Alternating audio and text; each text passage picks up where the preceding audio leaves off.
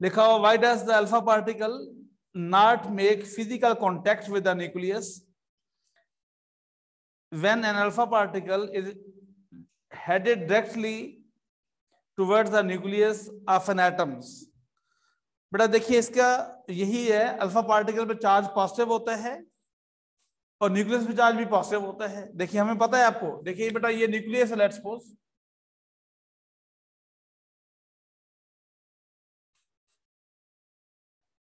देखिए न्यूक्लियस पे बेटा ये न्यूट्रॉन है, यहाँ प्रोटॉन है। इसमें बेटा न्यूक्लियस पे चार्ज क्या होता है कि न्यूक्लियस है और इस पे मेरे बच्चों होता है पॉजिटिव चार्ज होता है, ठीक है। तो जो अल्फा पार्टिकल होते हैं हीलियम, इसी पे हम क्या बोलते हैं कि ये अल्फा पार्टिकल है। और तो जो अल्फा पार्टिकल होते हैं बेटा ये डबली पॉजिटिव चार्ज होते हैं।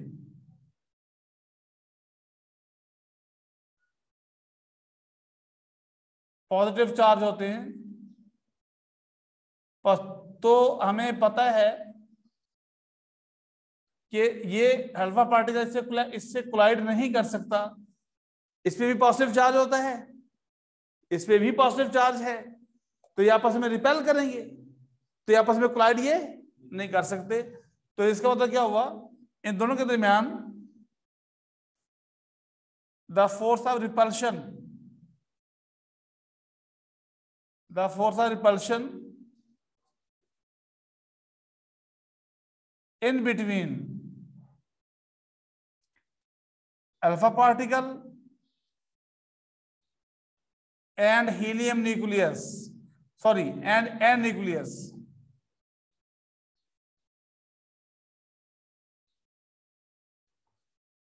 जी बेटा शार्ट क्वेश्चन में सेकंड पढ़े बेटा क्या लिखा हुआ है। अच्छा बेटा शार्ट क्वेश्चन सेकंड रीड करें। ठीक है सर।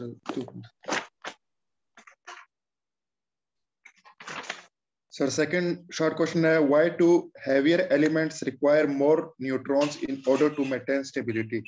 ओके, कि why do heavy element require more neutrons in order to maintain stability. देखिए बेटा हैवियर न्यूक्लियाई में न्यूट्रॉन ज्यादा होने का मतलब क्या है कि वहां देखिए अगर प्रोटॉन ज्यादा होंगे तो फोर्स ऑफ रिपल्शन ज्यादा होगी, तो वो हैवी न्यूक्लियर अनस्टेबल हो जाएगा। हमने हैवी न्यूक्लियर को स्टेबल करना है तो हमें नंबर ऑफ न्यूट्रॉन्स को बढ़ाना पड़ेगा हमें। उससे क्या फायदा होगा, स्ट्रॉन्ग न्यूक्लियर फोर्स ज्यादा होगी। तो स्ट्रॉन्ग न्यूक्लियर फोर्स क्या करेगी, उनको यूनाइट करेगी, उसको स्टेबल करेगी उस एलिमेंट को। बात बेटा क्लियर होगी, बात क्लियर होगी बेटा सबको। Yes sir. खदीजा बेटा आपको भी समझ आ गई आपको। Yes sir. ओके, ये बात ओके। चलें अब इसका मतलब क्या हुआ,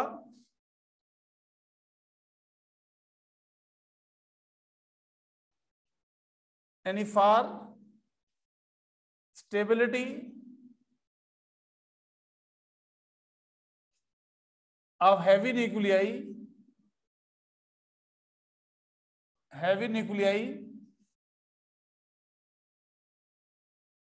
we need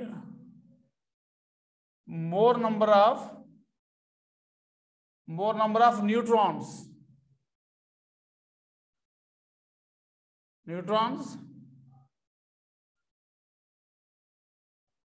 which increase the or produce the strong nuclear force.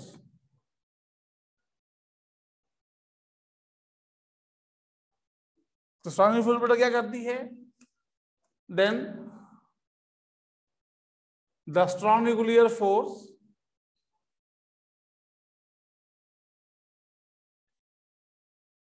unite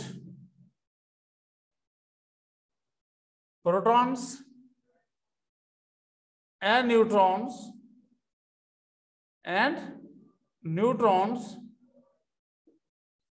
inside the nucleus.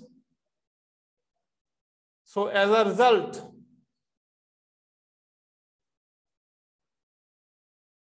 heavy nuclei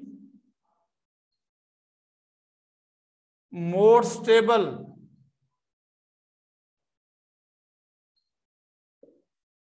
तो उसकी स्टेबिलिटी क्या होती है, वो इंक्रीज होती है। बात नहीं, बात समझे, बात क्लियर होगी, श्योर बात समझ आएगी जी बेटा। नेक्स्ट चार्ट को थर्ड रीड करें, मैं रीड करता हूं बेटा, सुने गौर से। थर्ड चार्ट क्वेश्चन लिखा हुआ है, an alpha particle has twice the charge of an beta particle. Alpha particle पे चार्ज ट्वाइस होता है as compare to beta particles, ठीक है, दुगना होता है। Why the former does deflects less than the लेयर than the latter when passing between electrically charged plates, assuming they both have same speed। अब देखिए बेटा, वो क्वेश्चन ये है, मेरी तो देखना आप लोगों ने, ये 20.3 की बात कर रहे हैं। देखिए सपोज ये चार्ज प्लेट्स हैं, इस प्लेट पे पॉजिटिव चार्ज है, बेटा इस प्लेट पे फर्स्ट करें नेगेटिव चार्ज है, ठीक होगी बात। अब दोनों को आपस अल्फा पार्टिकल भी हैं और बीटा पार्टिकल भी हैं। जब बेटा दोनों इसमें एंटर हों, इन दोनों की स्पीड क्या है बच्चों, दोनों की स्पीड सेम है, तो दोनों की स्पीड सेम रखें, दोनों इस प्लेट्स में एंटर होंगे तो ये डिफ्लेक्ट तो होंगे, बोथ डिफ्लेक्टेड, क्योंकि चार्ज मूव करते हैं तो मैग्नेटिक फील्ड पैदा होता है, वो मैग्नेटिक फील्ड अपना करंट प्रोड्यूस करता है, अपना इलेक्ट्रिक फील्ड, और ये इलेक्ट्रिक फील्ड दोनों का अपन क्या रिपेल करेंगे, उसको डिफ्लेक्ट करेंगे। तो बेटा जब ये दोनों एंटर होंगे तो रिजल्ट क्या बनेगा, as a result beta particle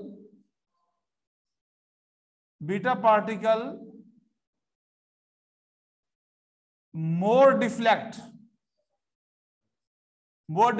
due to less mass। ये हल्के होते हैं, ये इसका मैस कम होता है, मैस कम होने से ये लाइटर हो जाते हैं, तो बेटा मैग्नेटिक फोर्स क्या करेगी, इसको ज्यादा डिफ्लेक्ट कर देगी, तो बीटा पार्टिकल्स मोर डिफ्लेक्ट होंगे as compare to alpha particles.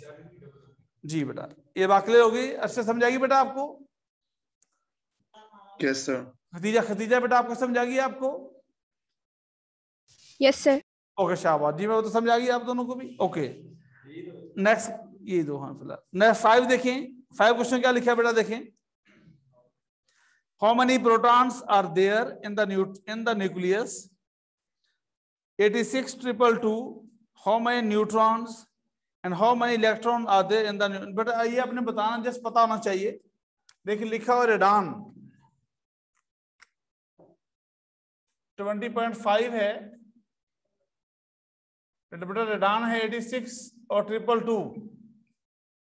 आपको पता है ये टिपिकल सोर्स है अल्फा पार्टिकल का।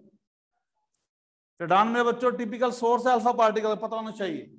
तो इसमें देखिए, इसमें जेड बेटा कितने हैं 86, ए यहां पे कितने हैं 222। नंबर न्यूट्रॉन क्या बनेंगे ए माइनस जेड, तो 222 माइनस 86 माइनस कर लें, ये बेटा बनता है 136। Number neutron 136। जेड को हम क्या बोलते हैं, नंबर ऑफ प्रोटॉन्स, क्या बोलते हैं नंबर ऑफ प्रोटॉन्स। यस बेटा हम कह सकते हैं, और नंबर ऑफ इलेक्ट्रॉन्स क्या सो बोलते हैं नंबर ऑफ इलेक्ट्रॉन। तो बेटा नंबर ऑफ इलेक्ट्रॉन जो हैं, ये प्रोटॉन ये हैं, एटॉमिक मास ये है, नंबर ऑफ न्यूट्रॉन बेटा यहां पे कितने हैं 136। किसी भी एलिमेंट के नंबर ऑफ न्यूट्रॉन प्रोटॉन को आप इस तरह से फाइंड कर सकते हैं। जी मेरे बच्चे आगे चलें। बेटा शॉर्ट क्वेश्चन नंबर 14 अच्छे पढ़े बेटा, क्या लिखा हुआ है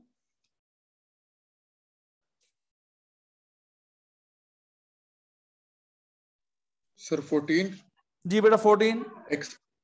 Explain why neutron activated nuclides tend to decay by beta rather than negative beta rather 14 ऐसे बेटा 14 why are heavy nuclei unstable? Sir ये मेरा 15 है सर। अच्छा सर मेरे पास वो पुरानी गाइड है। अच्छा बेटा कोई बात नहीं बेटा, ये क्वेश्चन एमसीक्यू लिए बेटा लिखा हुआ शॉर्ट क्वेश्चन है कि why are the heavy nuclei unstable? heavy nuclei unstable क्यों होते हैं? सबसे पहली बात कि उसकी binding energy per nucleon heavy nuclei की लेस होती है as compare to binding energy of intermediate nuclei. जब बेटा binding energy per nucleon less होती है इसका मतलब ये होता है कि उसमें रिपल्सिव फोर्स बहुत ज्यादा होगी। जब रिपल्सिव फोर्स ज्यादा होगी तो बेटा वो ऑटोमेटिकली क्या हो जाएगी, वो अनस्टेबल हो जाएंगे। तो ये वजह है कि हैवी न्यूक्लियर बेटा बच्चों क्या होते हैं, वो अनस्टेबल होते हैं। इसको देखिए फिर से देखिए क्वेश्चन लिखा हुआ why the heavy nuclear unstable, क्यों बेटा अनस्टेबल होते हैं? हाँ बेटा एक बात वैसे याद रखें, इस बेटा हम क्या बोलते हैं कि द हैवी न्यूक्लियाई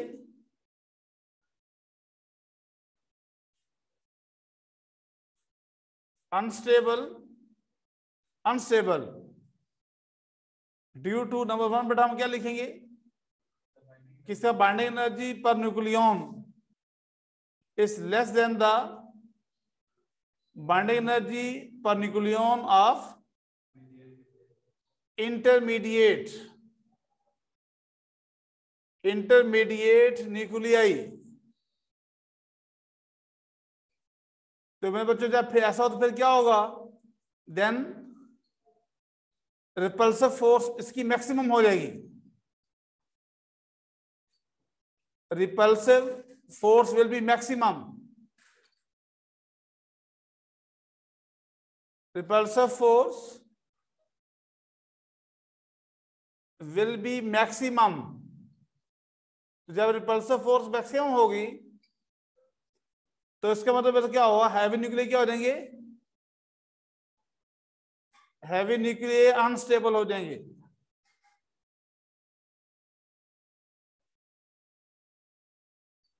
उसकी अनस्टेबिलिटी उसकी क्या हो रही है, वो इंक्रीज हो जाएगी।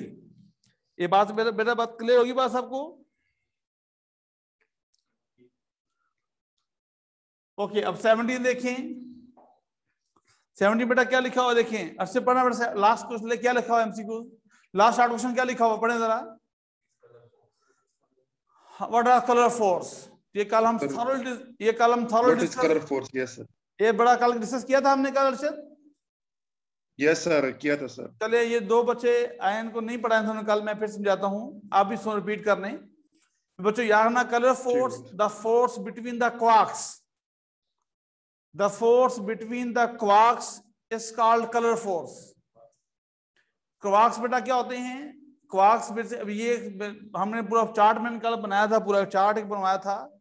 तो बेटा याद रखना क्वार्क्स बेसिकली बैरियॉन्स होते हैं।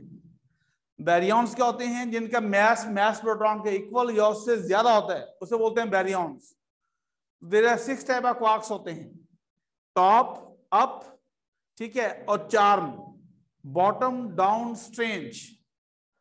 इन क्वार्क्स की जो स्पिन होती है वो हमेशा हाफ होती है। और जो टक है, टक बिस्किट से TU3 टक और BDS, टक पे चार्ज होता है +2/3e और BDS पे चार्ज होता है -1/3e। तो बेटा इसमें जो कलर यूज, इसमें जो मोस्टली 3 कलर यूज करते हैं, red, green, blue, red, green, blue. और एंटी क्वार्क्स में क्या लिखते हैं, एंटी रेड या माइनस रेड को बोल सकते हैं। एंटी रेड या एंटी या उसको बोलते हैं minus red. These colour are not a colours, basically बेटा ये फोर्स का नाम है, कलर फोर्स। जैसे Coulomb force, gravitational force, electric force, ये भी फोर्स का नेम है। नॉट चार्ज अबाउट, हम विजुअल कलर्स की बात कर रहे हैं। बात क्लियर होगी, ये सबको बात बेटा क्लियर होगी। तो एक क्वार्क्स में कुछ कलर होते हैं, ये सारी बातें पता आपको होनी चाहिए। तो ये बेटा आपके थे शॉर्ट क्वेश्चन जो आपने एक्सरसाइज के करने थे। इसके अलावा और शॉर्ट क्वेश्चन नहीं करना आपने। आप जब न्यूमेरिकल पे जाएं, जो न्यूमेरिकल आपने करने वो मैं टिक करता हूं पहले। बेटा हाँ, फर्स्ट न्यूमेरिकल बेटा हम करेंगे। अच्छा नोट कर लें बेटा, फर्स्ट न्यूमेरिकल 5 है, 6 है, 7 है,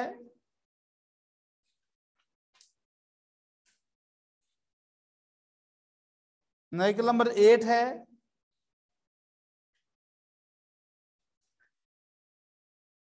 न्यूमेरिकल नंबर 9 है एंड 10 है। जितने भी ये न्यूमेरिकल्स हैं सारे के सारे, एक सारे के सारे सब न्यूमेरिकल्स में सिर्फ 2 ही फार्मूला यूज होते हैं। पहले फार्मूला लिख लें इसके जो न्यूमेरिकल्स हैं, यानी इन ऑल न्यूमेरिकल्स जो रिड्यूस लेवल्स के मुताबिक बात कर रहे हैं, उन सब जो मैंने आपको टिक करवाए हैं, सब न्यूमेरिकल्स में बेटा आपने फार्मूला यूज करना है मास डिफेक्ट का, mass defect and binding energy.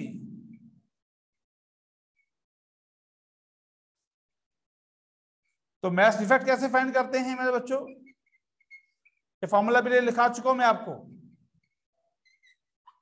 इसका फॉर्म डेल्टा एम ये था ZMP plus NMN minus whole mass of the nucleus.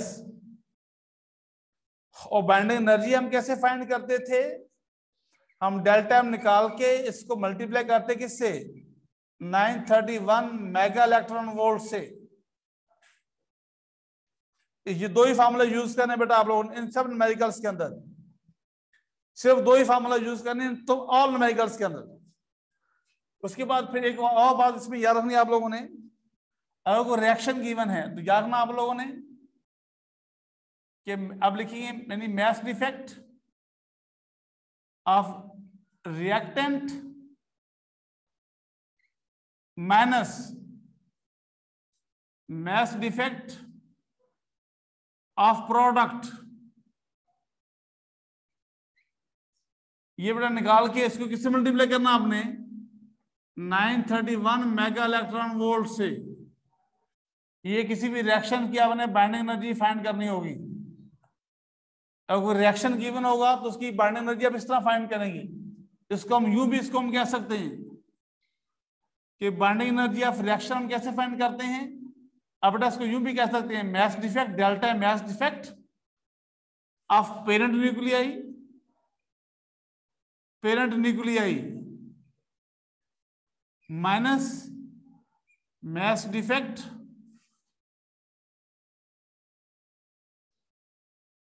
Of daughter nuclei multiply 931 mega electron volt. इसको हम यूं भी कह सकते हैं बच्चों, ये जब कोई रिएक्शन होगा तो उस रिएक्शन को, उस रिएक्शंस के कोई भी रिएक्शन, ये हम न्यूमेरिकल सॉल्व इंशाल्लाह करेंगे मंडे को। न्यूमेरिकल आप खुद भी सॉल्व कर सकते हैं। मास इफेक्ट निकालना आपको आता है, बाइंडिंग एनर्जी निकालनी आपको। हाँ, हमने फर्स्ट न्यूमेरिकल सॉल्व किया था, याद हो क्लास के अंदर हमने हीलियम न्यूक्लियस की मास इफेक्ट और बाइंडिंग एनर्जी हमने फाइंड की थी। ऐसे याद है बेटा आपको? Yes sir. तीजा आपको भी याद है बेटा? यस। ओके चले, बाकी इंशाल्लाह हम वो मीट की ऑन मंडे इंशाल्लाह। अच्छा मेरी एक और बात सुन लें। अच्छा बेटा आप लोगों के FLP का सोच रहे हैं, FLP स्टार्ट करने का, तो मुझे ये बताएं, बाकी दोस्तों को आपने बताना है। तो हम कितने चैप्टर रखें FLP में, 3 रखें 4 रखें? आपकी मर्जी है, आप बताएं। यस सर, सही है सर। बेटा FLP आप मुझे बता दें, इसमें उसका FLP का चैप्टर कौन से होंगे? देखिए FLP में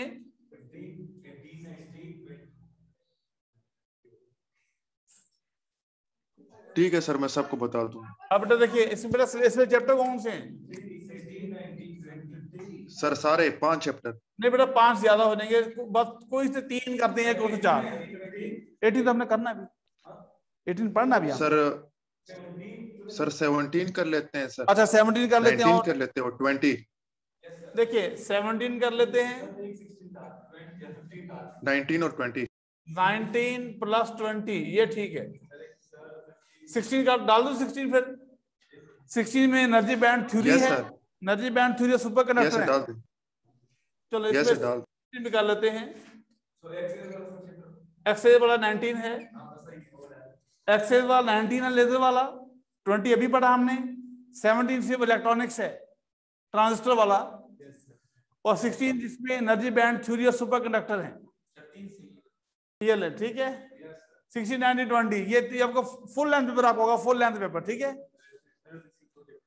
खुदीजा बेटा, ठीक है ये ठीक हो गया सर। अच्छा ये नोट कर लें बेटा। और टेस्ट में भी 26 से हम पेपर स्टार्ट करें, 26 से पेपर स्टार्ट करें, ऐसा हो सकता है ठीक है सर 26 से। हाँ ये ऐसा हो सकता है 26 से स्टार्ट करें। आप एकेडमी आएंगे आप पेपर देने के लिए आप लोग, ठीक है ठीक हो गया सर। ऐसा कुछ प्लान कर रहे हैं बताएंगे अभी आप सिलेबस मैंने बता दिया ठीक है। चले अपना ठीक क्या सर। अपना ठीक हो ख्याल गया। रखे, अपना ख्याल रखिएगा। ओके अल्लाह हाफिज। ये खोखे पे बुला रहा है अल्लाह हरारा हाफिज आपको, सर। आपने आना नहीं खोखे पे, सर मैं नहीं आ सकता। ठीक है यस ओके सर। हाँ ओके ओके अल्लाह हाफिज। ओके अल्लाह हाफिज। किसकी हाँ हाँ हाँ हाँ